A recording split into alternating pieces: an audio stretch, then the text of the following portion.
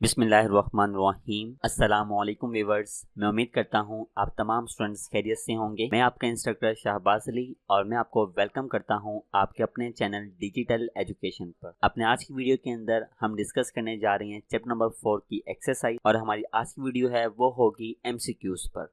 और इंशाल्लाह ऑनवर्ड जो लेक्चर होंगे उसमें मैं आपको शॉर्ट क्वेश्चंस भी करवाऊंगा और उसके बाद आपको लॉन्ग क्वेश्चंस भी करवाऊंगा इस चैप्टर के, जैसा कि प्रीवियस 3 चैप्टर्स की आपको करवाई। तो आपने वीडियो लास्ट तक देखनी है और बिल्कुल भी स्किप नहीं करनी। इसके साथ साथ आप तमाम व्यूअर्स से दरखास्त है, अगर आप चैनल पर नए हैं और आपने अभी तक चैनल को सब्सक्राइब नहीं किया तो जल्दी से चैनल को सब्सक्राइब करें और बेल आइकन को प्रेस करें। आइए शुरू करते हैं हमारी आज की video. Multiple choice question number 1 आपके पास है, what is the first step in a systematic process of trouble shooting. वो ये कहता है कि आपने पहला स्टेप बताना है ट्रबल शूटिंग के अंदर क्या होता है। सबसे पहले हम अंडरस्टैंड कर लेते हैं ट्रबल शूटिंग क्या होता है। ट्रबल शूटिंग बेसिकली आपके पास एक ऐसा प्रोसेस होता है जिसके अंदर आप इस चीज को यकीनी बनाते हैं कि आपको जो सिस्टम है वो स्मूथली और एफिशिएंटली वर्क करे। तो अब इसके ऑप्शंस की तरफ आ जाते हैं। ए आपके पास है, establish a theory of probable cause, implement the solution, identify the problem, document finding, actions and outcomes. तो डेफिनेटली आप जानते हैं सबसे पहला काम ये होता है कि हमेशा आप प्रॉब्लम को क्या करेंगे, आइडेंटिफाई करेंगे। तो राइट आंसर आपके पास हो गया सी। नंबर 2 क्या है, why is effective trouble shooting important for maintaining the systems. वो कहता है सिस्टम को मेंटेन करने के लिए इफेक्टिव ट्रबल शूटिंग क्यों जरूरी है या उसकी क्या फायदा है। ए ऑप्शन है, it helps save money on repairs, B it prevents the need for professional help, see it ensure the systems operate smoothly and efficiently, D it allow for more frequent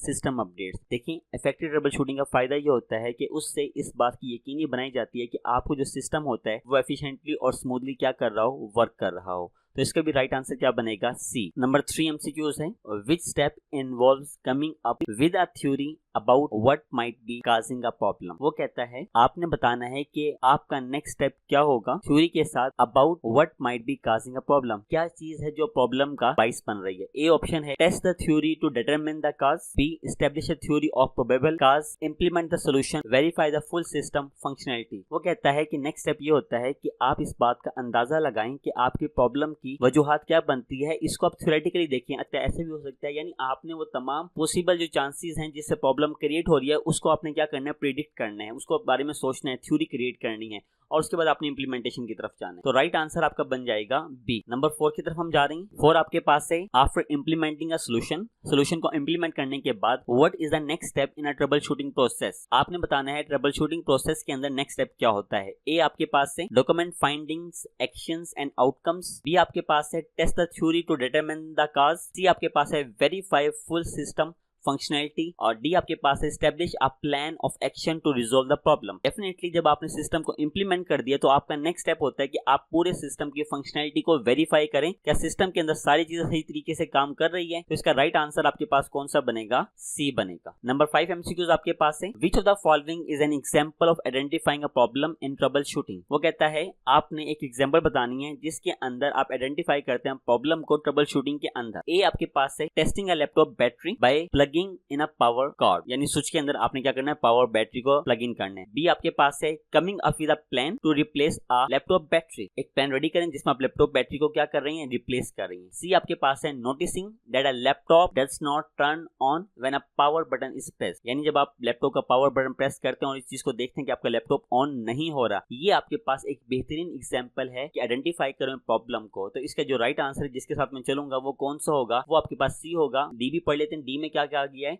writing down the laptop battery with replace, यानी आप क्या करें, direct laptop की battery replace कर दें, नहीं, आप इस चीज को देखें कि अगर आपका लैपटॉप टर्न ऑन करने पर यानी बटन दबाने पर ऑन नहीं हो रहा तो फिर आप ट्रबल शूटिंग के प्रोसेस को स्टार्ट कर सकते हैं। 6 आपके पास है, why is documenting finding actions and outcomes important trouble shooting, यानी आप जो प्रॉब्लम आपने को फाइंड आउट हुई, आपने फाइंडिंग किया, उसको एक्शंस परफॉर्म किया, उसको आउटकम्स किया, उसको खत्म किया और ये आप डॉक्यूमेंटेशन क्यों बनाते हैं। अब हम इसके ऑप्शंस देखते हैं। ए ऑप्शन आपके पास है, it helps solve problem faster, b it provides a record for future reference, it allows for more efficient testing, it ensures the solution is implementing correctly। देखिए आप फाइंडिंग एक्शन और outcomes की documentation इसलिए बनाते हैं ताकि फ्यूचर में अगर वो प्रॉब्लम आपको दोबारा फेस करनी पड़ जाए तो आप इजीली क्या कर सकते हैं, उसको सॉल्व कर सकते हैं। तो अब यहाँ पे जो राइट आंसर बनेगा वो बनेगा आपके पास B, it provides a record for future references. Number 7, what is the purpose of establishing a plan of action in troubleshooting. वो कहता है क्या मकसद होता है प्लान या प्लान ऑफ एक्शन जो आपने स्टैब्लिश करना है उसका क्या मकसद होगा ट्रबल शूटिंग के अंदर। A, identify the problem, B, verify the system functionality, C, to determine the cause of problem, D, to decide on step needed to resolve the issue. इसका राइट आंसर है डी, कि आपने तमाम step जो आपने adopt करने हैं इनको डिसाइड करना है जो कि प्रॉब्लम को सॉल्व करने में आपकी हेल्प करेंगे। Number 8, why is troubleshooting important in computing system. ये ट्रबल शूटिंग की क्या अहमियत है, वो क्यों जरूरी होता है। A, it ensure the hardware component are always up to date, it prevents the need for a data backup, C,